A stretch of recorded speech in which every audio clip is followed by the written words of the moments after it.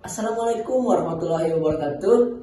Perkenalkan saya M. Afan Fadilah, NIM D1A021487. Sekarang saya akan membahas terkait dengan objek sengketa pajak.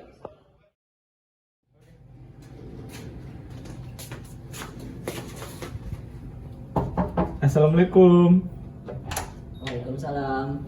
Tadi ini Pan saya didatengin pihak dari bagian perpajakan. Nah, dari itu ada masalah pajak saya dengan ini gimana sih anunya kalau penyelesaian sengketa pajak itu sendiri? Oh, terkait dengan objek sengketa pajak. Kalau Ya. kita bisa silakan kita bahas dulu dalam, kita masuk dulu. Ayo silakan. Kalau sengketa pajak ini gimana sih solusinya ini? Oh gitu, terkait dengan pembahasan itu mungkin saya akan detailkan secara umum terlebih dahulu ya. Jadi gini Ban, sekarang kita akan berbicara mengenai objek sengketa pajak. Objek sengketa pajak sendiri telah memiliki pengertian yang tertuang dalam pasal 1 ayat 5 nomor 14 tahun 2002. Seperti Albani lihat, yang memiliki arti bahwasanya sengketa yang timbul dalam bidang perpajakan antara wajib pajak dengan pejabat berwenang sebagai akibat dikeluarkannya keputusan banding atau gugatan kepada pengadilan pajak. Jadinya ketika Albani adalah sebagai pihak wajib pajak memiliki problematika yang terjadi terhadap perpajakan, Albani dapat mengajukan ke pengadilan pajak terkait dengan hal-hal yang menjanggal, sehingga di situ timbullah suatu keputusan. Keputusan sendiri tertuang dalam Undang-Undang Nomor 14 Tahun 2002 yang memiliki arti penetapan tertulis di bidang perpajakan dikeluarkan oleh pejabat.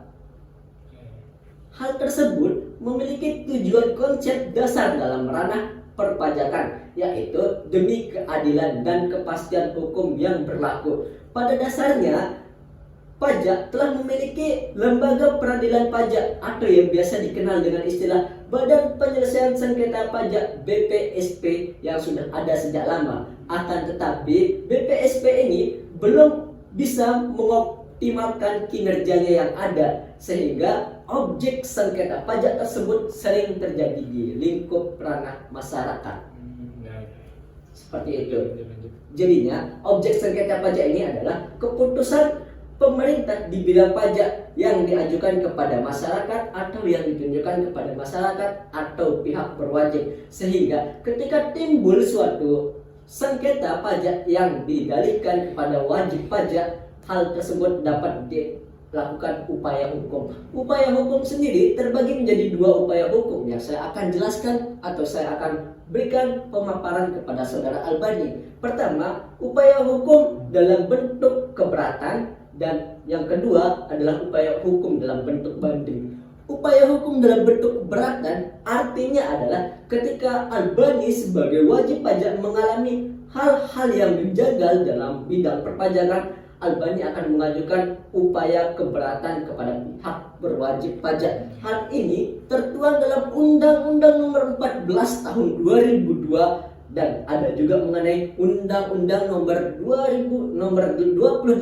Tahun 2008 terkait banding sendiri. Ketika hal yang sudah Albani sampaikan kepada pihak wajib pajak, akan tetapi hal atau upaya hukum terkait dengan keberatan ditolak oleh wajib pajak atau pihak yang berwajib, Albani dapat mengajukan banding karena Albani merasa dirugikan dalam konteks perpajakan ini, sehingga dalam hal ranah tupoksi terkait dengan upaya hukum terkait dengan keberatan dan banding sangat berkaitan erat.